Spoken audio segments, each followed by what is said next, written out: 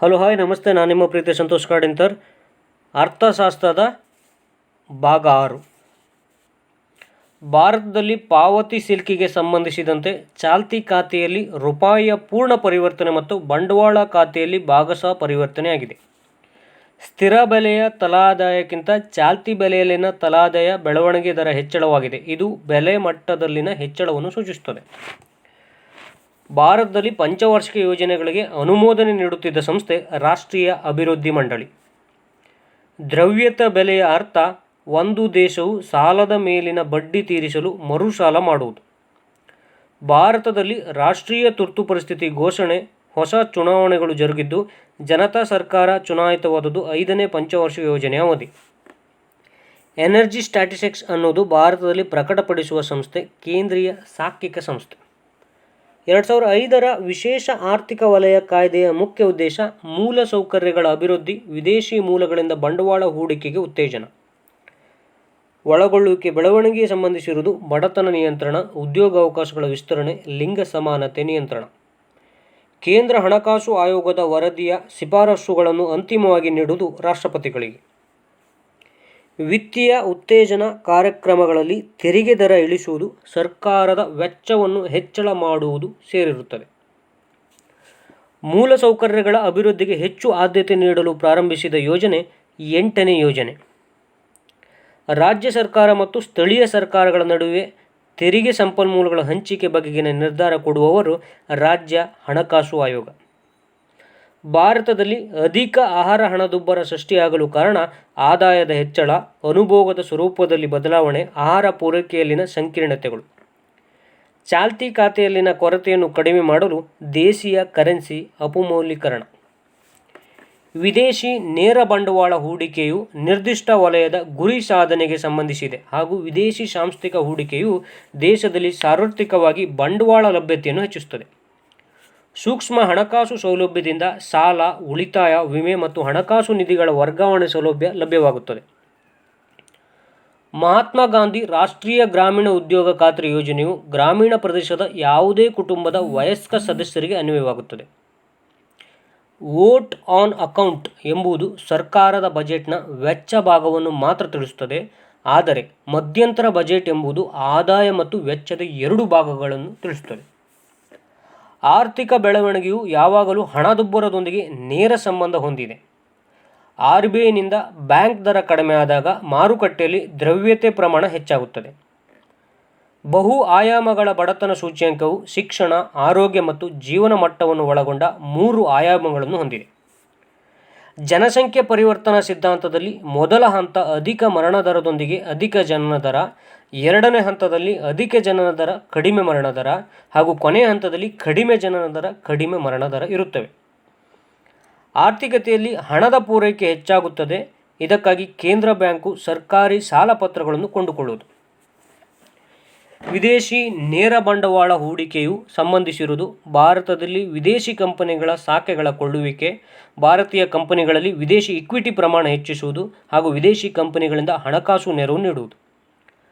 ರಾಷ್ಟ್ರೀಯ ಅಭಿವೃದ್ಧಿ ಮಂಡಳಿಯು ಒಳಗೊಂಡಿರುವುದು ಪ್ರಧಾನಮಂತ್ರಿ, ಕೇಂದ್ರ ಕ್ಯಾಬಿನೆಟ್ ಸಚಿವೇಶರು ಮತ್ತು ಎಲ್ಲ ರಾಜ್ಯಗಳ ಮುಖ್ಯಮಂತ್ರಿಗಳು.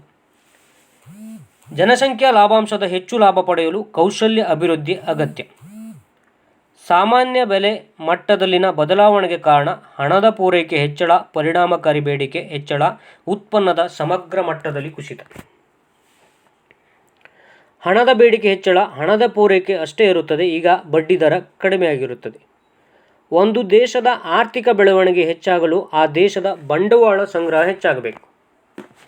ಆರ್ಥಿಕತೆಯಲ್ಲಿ ಬಡ್ಡಿದರ ಇಳಿಕೆಯಾದಾಗ ಹೂಡಿಕೆ ವೆಚ್ಚವು ಹೆಚ್ಚಾಗುತ್ತದೆ. ಟೂತ್ಪೇಸ್ಟ್ ಕೊಳ್ಳುವಿಕೆಯಲ್ಲಿ ಮಾರಾಟ ತೆರಿಗೆ ವಿಧಿಸಲ್ಪಡುತ್ತದೆ, ಆಗ ರಾಜ್ಯ ಸರ್ಕಾರಗಳು ಈ ತೆರಿಗೆಯನ್ನು ವಿಧಿಸಿ ಸಂಗ್ರಹಿಸುತ್ತಿರುತ್ತವೆ. ಬಜೆಟ್ನ ಕೊರತೆ ಪ್ರಮಾಣವನ್ನು ಕಡಿಮೆ ಮಾಡಲು ರೆವಿನ್ಯೂ ವೆಚ್ಚವನ್ನು ನಿಯಂತ್ರಿಸುವುದು ಮತ್ತು ಸಬ್ಸಿಡಿ ವ್ಯವಸ್ಥೆಯನ್ನು ಪರಿಷ್ಕರಿಸುವುದು. ಪ್ರಧಾನಮಂತ್ರಿ ಜನ್ಧನ್ ಯೋಜನೆಯ ಮುಖ್ಯ ಉದ್ದೇಶ ದೇಶದಲ್ಲಿ ಹಣಕಾಸು ಸಮನ್ವಯತೆ ಸಾಧಿಸುವುದು. ಭಾಳ ಬಾರಿ ಕೇಳಿರುವಂಥ ಪ್ರಶ್ನೆ. 14ನೇ ಹಣಕಾಸು ಆಯೋಗದ ಪ್ರಮುಖ ಶಿಫಾರಸು ತೆರಿಗೆ ಸಂಪನ್ಮೂಲಗಳ ಹಂಚಿಕೆಯನ್ನು 32ರಿಂದ 42ಕ್ಕೆ ಹೆಚ್ಚಳ. ಇದು ಕೂಡ ತುಂಬ ಬಾರಿ ಕೇಳಿರುವಂಥ ಪ್ರಶ್ನೆ. ರೂಪಾಯಿ ಪರಿವರ್ತನೆ ಎಂಬುದು ಭಾರತದ ರೂಪಾಯಿಯನ್ನು ಇತರ ಕರೆನ್ಸಿಗಳಿಗೆ ಮುಕ್ತವಾಗಿ ಪರಿವರ್ತಿಸಲು ಅವಕಾಶ ನೀಡುತ್ತದೆ. ಹಣಕಾಸು ಸ್ಥಿರತೆ ಮತ್ತು ಅಭಿವೃದ್ಧಿ ಮಂಡಳಿಯ ಪದನಿಮಿತ್ತ ಅಧ್ಯಕ್ಷರು ಕೇಂದ್ರ ವಿತ್ತ ಸಚಿವರು. ಇದು ಆರ್ಥಿಕತೆಯ ಮೇಲ್ವಿಚಾರಣೆ ಮತ್ತು ಬೆಳವಣಿಗೆ ಸಂಬಂಧಿಸಿದಂತೆ ಅಗತ್ಯ ಕ್ರಮ ಕೈಗೊಳ್ಳುತ್ತದೆ. ಅಟಲ್ ಪಿಂಚಣಿ ಯೋಜನೆ ಹಣವನ್ನು ಪಿಂಚಣಿ ನಿಧಿ ನಿಯಂತ್ರಣ ಮತ್ತು ಅಭಿವೃದ್ಧಿ ಪ್ರಾಧಿಕಾರ ನಿರ್ವಹಿಸುತ್ತದೆ. ಇದು ಅಸಂಘಟಿತ ವಲಯದ ನೌಕರರಿಗೆ ಸಂಬಂಧಿಸಿದ ಕನಿಷ್ಠ ಮಟ್ಟದ ಭರವಸೆ ಪಿಂಚಣಿ ಯೋಜನೆಯಾಗಿದೆ. ಸ್ಟ್ಯಾಂಡ್ ಅಪ್ ಇಂಡಿಯಾ ಯೋಜನೆಯು ಪರಿಶಿಷ್ಟ ಜಾತಿ, ಪಂಗಡ ಮತ್ತು ಮಹಿಳೆ ಉದ್ದಿಮೆದಾರರ ಉದ್ಯಮದಾರತ್ವದ ಉತ್ತೇಜನಕ್ಕೆ ಸಂಬಂಧಿಸಿದೆ. ಇದಕ್ಕೆ ಹಣಕಾಸಿನ ನೆರವನ್ನು ಭಾರತೀಯ ಸಣ್ಣ ಕೈಗಾರಿಕಾ ಅಭಿವೃದ್ಧಿ ಬ್ಯಾಂಕ್ ಒದಗಿಸುತ್ತದೆ. ಭಾರತದ ಪ್ರಧಾನಮಂತ್ರಿ ಮುದ್ರಾ ಯೋಜನೆಯು ಸಣ್ಣ ಉದ್ದಿಮೆದಾರರನ್ನು ಔಪಚಾರಿಕ ಹಣಕಾಸು ವ್ಯವಸ್ಥೆಗೆ ತರುವ ಉದ್ದೇಶ ಹೊಂದಿದೆ.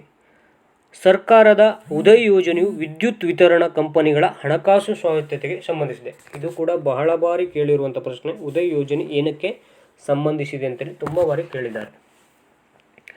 ಭಾರತದಲ್ಲಿ ಜಿಲ್ಲಾ ಮಿನರಲ್ ಫೌಂಡೇಶನ್ನ ಮುಖ್ಯ ಉದ್ದೇಶ ಗಣಿಗಾರಿಕೆ ಕಾರ್ಯಾಚರಣೆಯಿಂದ ತೊಂದರೆಗೊಳಗಾದ ಜನರ ಹಿತಾಸಕ್ತಿ ರಕ್ಷಣೆ. ಸರ್ಕಾರದ ಸ್ವಯಂ ಯೋಜನೆ ಉದ್ದೇಶ ಉಚಿತವಾಗಿ ಅಗತ್ಯ ಮತ್ತು ಗುಣಮಟ್ಟದ ಶಿಕ್ಷಣ ನೀಡುವುದು. ಡಿಜಿ ಲಾಕರ್ ಸಂಬಂಧಿಸಿದಂತೆ ಡಿಜಿಟಲ್ ಭಾರತ ಯೋಜನೆಯು ಭಾಗವಾಗಿ ಸರ್ಕಾರ ತಂದ ಡಿಜಿಟಲ್ ಲಾಕರ್ ವ್ಯವಸ್ಥೆ ಮತ್ತು ಗ್ರಾಹಕರು ವಿದ್ಯುನ್ಮಾನ ದಾಖಲೆ ಸಂಗ್ರಹಕ್ಕೆ ಬರಲು ಅವಕಾಶ ನೀಡುತ್ತದೆ. ಮಿಷನ್ ಇಂದ್ರಧನುಷ್ ಸಂಬಂಧಿಸಿರುವುದು ಮಕ್ಕಳ ಮತ್ತು ಗರ್ಭಿಣಿಯರ ಅಪೌಷ್ಟಿಕತೆ ನಿವಾರಣೆ. ಭಾರತ ಸಂವಿಧಾನವು ಕೃಷಿ ವರಮಾನ ತೆರಿಗೆಯ ಸಂಗ್ರಹವನ್ನು ರಾಜ್ಯ ಸರ್ಕಾರಕ್ಕೆ ನಿಯೋಜಿಸಿದೆ. ಭಾರತದಲ್ಲಿ ಕೃಷಿ ಉತ್ಪನ್ನಗಳಿಗೆ ಕನಿಷ್ಠ ಬೆಂಬಲ ಬೆಲೆ ನಿರ್ಧರಿಸಿರುವವರು ಕೃಷಿ ವೆಚ್ಚ ಮತ್ತು ಬೆಲೆಯ ಮೇಲಿನ ನಿಯೋಗ. ಭಾರತ ಸರ್ಕಾರವು ಬೇವು ಮಿಶ್ರಿತ ಯೂರಿಯಾ ಬಳಕೆಯನ್ನು ಕೃಷಿ ಕ್ಷೇತ್ರ ಉತ್ತೇಜಿಸುವ ಮುಖ್ಯ ಉದ್ದೇಶ ಮಣ್ಣಿನ ಫಲವತ್ತತೆ ಹೆಚ್ಚಿಸುವುದು. ಪ್ರಧಾನಮಂತ್ರಿ ಫಸಲ್ ಬಿಮಾ ಯೋಜನೆಯು ಸೈಕ್ಲೋನ್ ಮತ್ತು ಅಕಾಲಿಕ ಮಳೆಯಿಂದ ಸುಗ್ಗಿ ಪೂರ್ವದಲ್ಲಿ ಉಂಟಾಗುವ ನಷ್ಟವನ್ನು ಭರಿಸಲು ನೀಡುವ ವಿಮಾ ಯೋಜನೆ. ಇಲ್ಲಿ ಖಾರಿಫ್ ಬೆಳೆಗಳಿಗೆ ಶೇಕಡ 2, ರಾಬಿ ಬೆಳೆಗಳಿಗೆ 1.5% ವಿಮಾ ಪ್ರೀಮಿಯನ್ನು ರೈತರು ಪಾವತಿಸಬೇಕು ಹಾಗೂ ವಾರ್ಷಿಕ ತೋಟಗಾರರ ಬೆಳೆಗಳಿಗೆ ಶೇಕಡ 5% ವಿಮಾ ಅವಶ್ಯಕ. ಬಿಳಿ ಸರಕುಗಳು ಎಂದರೆ ಸುವ್ಯಕ್ತ ಅನುಭೋಗಕ್ಕಾಗಿ ಕೊಂಡುಕೊಳ್ಳುವ ವಸ್ತುಗಳು. ಪಾವತಿ ಶಿಲ್ಕು ಎಂಬುದು ಒಂದು ದೇಶದ ಸರ್ಕಾರ ಒಂದು ದೇಶ ಜಗತ್ತಿನ ಇತರ ದೇಶಗಳೊಂದಿಗೆ ನಡೆಸಿದ ಆರ್ಥಿಕ ವ್ಯವಹಾರಗಳನ್ನು ತಿಳಿಸುವ ದಾಖಲೆ. ಭಾರತದಲ್ಲಿ ಕೈಗಾರಿಕಾ ಹಣಕಾಸು ನಿಗಮ IFCI 1948, ಭಾರತೀಯ ಕೈಗಾರಿಕಾ ಸಾಲ ಮತ್ತು ಹೂಡಿಕೆ ನಿಗಮ ICICI 1955, ಭಾರತೀಯ ಕೈಗಾರಿಕಾ ಅಭಿವೃದ್ಧಿ ಬ್ಯಾಂಕ್ IDBI 1964 ಹಾಗೂ unit trust of India UTI 1963 ಸ್ಥಾಪನೆಗೊಂಡಿವೆ. ಹವಾಲಾ ಎಂಬುದು ರಾಷ್ಟ್ರಗಳ ನಡುವಿನ ಪಾವತಿಗೆ ಸಂಬಂಧಿಸಿದ ಕಾನೂನು ಬಾಹಿರ ಚಟುವಟಿಕೆ ಅವ್ಯವಹಾರ. ಇದು ಕೂಡ ಬಹಳ ಬಾರಿ ಕೇಳಿರುವಂಥ ಪ್ರಶ್ನೆ. ಭಾರತದಲ್ಲಿ ಸಂಕುಚಿತ ಹಣ ಎಂದು M1 ಹಾಗೂ ವಿಶಾಲ ಹಣವನ್ನು M3 ಎಂದು ಕರೆಯಲಾಗಿದೆ. ವಿಶಾಲ ಹಣವು ಸಾರ್ವಜನಿಕರ ಬಳಿ ಇರುವ ಕರೆನ್ಸಿ, ಬ್ಯಾಂಕುಗಳ ಬೇಡಿಕೆ ಠೇವಣಿ, ಬ್ಯಾಂಕುಗಳ ಅವಧಿ ಠೇವಣಿ ಮತ್ತು RBIನ ಇತರ ಠೇವಣಿಗಳನ್ನು ಒಳಗೊಂಡಿದೆ. ವಾಣಿಜ್ಯ ಬ್ಯಾಂಕುಗಳು ಪಡೆದ ಠೇವಣಿಯು ನಿರ್ದಿಷ್ಟ ಭಾಗವನ್ನು ತನ್ನಲ್ಲೇ ಮೀಸಲಿರಿಸಿಕೊಳ್ಳುವುದನ್ನು ಶಾಸನಬದ್ಧ ದ್ರವ್ಯತೆ ಅನುಪಾತ ಎನ್ನುವರು. ಭಾರತದಲ್ಲಿ 1940 ಮಾರ್ಚ್ 11ರಿಂದ RBIಯನ್ನು ಹಣಕಾಸು ವರ್ಷ ಎಂದು ಜುಲೈ 1ರಿಂದ ಜೂನ್ 30 ಕರೆಯಲಾಗಿದೆ. ರಾಷ್ಟ್ರೀಯ ಹೌಸಿಂಗ್ ಬ್ಯಾಂಕ್ ದೇಶದ ಗೃಹ ಹಣಕಾಸಿನ ಅಪೆಕ್ಸ್ ಸಂಸ್ಥೆ. ಇದು ಕೇಂದ್ರ ಬ್ಯಾಂಕಿನ ಪೂರ್ಣ ನೆರವಿನಲ್ಲಿ ಸ್ಥಾಪನೆಗೊಂಡಿದೆ. ಭಾರತೀಯ ಸಣ್ಣ ಕೈಗಾರಿಕಾ ಅಭಿವೃದ್ಧಿ ಬ್ಯಾಂಕ್ ಭಾರತದಲ್ಲಿ ಕೈಗಾರಿಕಾ ಅಭಿವೃದ್ಧಿ ಬ್ಯಾಂಕ್ ಪೂರ್ಣ ನೆರವಿನೊಂದಿಗೆ ಸ್ಥಾಪನೆಗೊಂಡಿದೆ. ಭಾರತದ ಅತ್ಯಂತ ಹಳೆಯ ವಿಮೆ company oriental insurance corporation of India. Gini ಸಹಗುಣಾಂಕವು ಆದಾಯದ ಅಸಮಾನತೆಗೆ ಸಂಬಂಧಿಸಿದೆ. ಇಲ್ಲಿ ಗುಣಾಂಕದ ಮೌಲ್ಯವು 0 ಆಗಿದ್ದರೆ ಪರಿಪೂರ್ಣ ಸಮಾನತೆ, ಮೌಲ್ಯವು 1 ಆಗಿದ್ದರೆ ಪರಿಪೂರ್ಣ ಅಸಮಾನತೆಯನ್ನು ತಿಳಿಸುತ್ತದೆ. ಇದು ಕೂಡ ಬಹಳ ಬಾರಿ ಕೇಳಿರುವಂಥ ಪ್ರಶ್ನೆ. ವಾಣಿಜ್ಯ ಬ್ಯಾಂಕುಗಳು ಸರ್ಕಾರಕ್ಕೆ ನೀಡುವ ಸಾಲದ ಬಳಕೆಗೆ ಅನುಸರಿಸುವ ವಿಧಾನವನ್ನು ದ್ರವ್ಯತಾ ಹೊಂದಾಣಿಕೆ ಸೌಲಭ್ಯ ಎನ್ನುವರು. ಬ್ಯಾಂಕಿಂಗ್ ಒಂಬುಡ್ಸ್ಮನ್ ಎಂಬುದು ಭಾರತೀಯ ಬ್ಯಾಂಕಿಂಗ್ ಒಂಬುಡ್ಸ್ಮನ್ ಯೋಜನೆ 2006 ಜನವರಿ 1ರ ಅನ್ವಯ ಜಾರಿಗೆ ಬಂದ ಅರೆ-ನ್ಯಾಯಾಂಗೀಯ ಪ್ರಾಧಿಕಾರವಾಗಿದೆ. ಹಣಕಾಸು ಸಮನ್ವಯತೆ ಎಂದರೆ ಸಮಾಜದ ಎಲ್ಲ ವರ್ಗದ ಜನರನ್ನು ಹಣಕಾಸು ಸೇವಾ ವ್ಯಾಪ್ತಿಗೆ ತರುವುದು. ಇದಕ್ಕಾಗಿ ಬ್ಯಾಂಕುಗಳ ರಾಷ್ಟ್ರೀಕರಣ, ಪ್ರಾದೇಶಿಕ ಬ್ಯಾಂಕುಗಳ ಸ್ಥಾಪನೆ, ಜನ್ಧನ್ ಯೋಜನೆ ಪೂರಕವಾಗಿದೆ. ಅಂತಾರಾಷ್ಟ್ರೀಯ ಮಟ್ಟದ ಮೃದು ಸಾಲ ಕಿಂಡಿ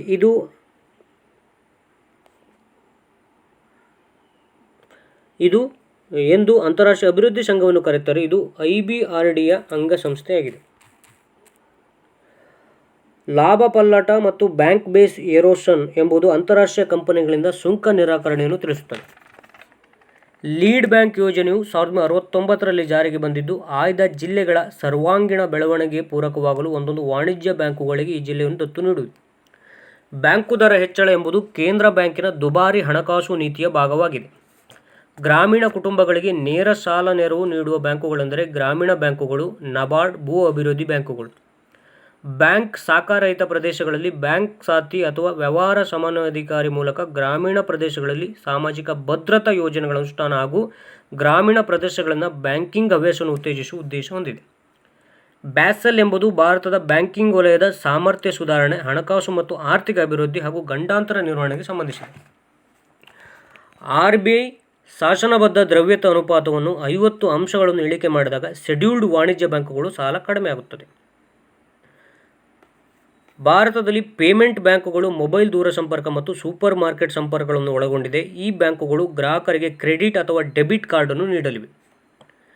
ಕೋರ್ ಬ್ಯಾಂಕಿಂಗ್ ಎಂಬುದು ವಿವಿಧ ಶಾಖೆಗಳ ಬ್ಯಾಂಕ್ ವ್ಯವಹಾರದ ನೆಟ್ವರ್ಕ್ ಆಗದೆ ಇದು ಬ್ಯಾಂಕುಗಳಿಂದ ವಸೂಲಿಯಾಗದ ಸಾಲ ಪ್ರಮಾಣವನ್ನು ಹೆಚ್ಚಿಸಲು ನೆರವಾಗಲಿದೆ. ಬಿಟ್ಕಾಯಿನ್ ಎಂಬುದು ಕೇಂದ್ರ ಸರ್ಕಾರದಿಂದ ನಿರ್ವಹಿಸಲ್ಪಡದ ಹಣದ ಸಾಧನವಾಗಿದೆ. ಭಾರತ ಸರ್ಕಾರವು ಬಜೆಟ್ ಕೊರತೆಯನ್ನು ಕಡಿಮೆ ಮಾಡಲು ಕಂದಾಯ ವೆಚ್ಚ ನಿಯಂತ್ರಣ ಮತ್ತು ಸಹಾಯಧನಗಳ ನಿಯಂತ್ರಿಸುವಿಕೆಯನ್ನು ಕೈಗೊಂಡಿದೆ. ಭಾರತ ಸರ್ಕಾರವು ಜಾಗತಿಕ ಹಣಕಾಸು ಸ್ಥಿರತೆ ವರದಿಯನ್ನು ಅಂತಾರಾಷ್ಟ್ರೀಯ ಹಣಕಾಸು ನಿಧಿ ಪ್ರತಿ 2 ವರ್ಷಗಳೊಮ್ಮೆ ಪ್ರಕಟಗೊಳಿಸುತ್ತದೆ. ಭಾರತದಲ್ಲಿ ಬಂಡವಾಳ ಬಜೆಟ್ ಸರ್ಕಾರ ಮೂಲ ಸೌಕರ್ಯಗಳ ಮೇಲಿನ ವೆಚ್ಚ ವಿಧಿಸಿ ಸರ್ಕಾರಗಳಿಂದ ಸಾಲ ಮತ್ತು ರಾಜ್ಯ ಸರ್ಕಾರಗಳಿಂದ ನೀಡುವ ಸಾಲ ಮತ್ತು ಮುಂಗಡಗಳನ್ನು ಒಳಗೊಂಡಿದೆ. ಇಂಥ ಅದ್ಭುತವಾದ ವಿಚಾರಗಳನ್ನು ತಿಳ್ಕೊಳ್ಳಿಕ್ಕೆ ನನ್ನ YouTube channel Santosh Mooku Subbaiah subscribe ಮಾಡಿ, ನೋಟಿಫಿಕೇಷನ್ಗಾಗಿ ಬೆಲ್ ಐಕಾನ್ ಒತ್ತಿ. ಹಾಗೆ ಹೆಚ್ಚಿನ ಮಾಹಿತಿಗಾಗಿ Santosh IAS academy official Telegram ಚಾನಲನ್ನು ಜಾಯ್ನ್ ಆಗಿ.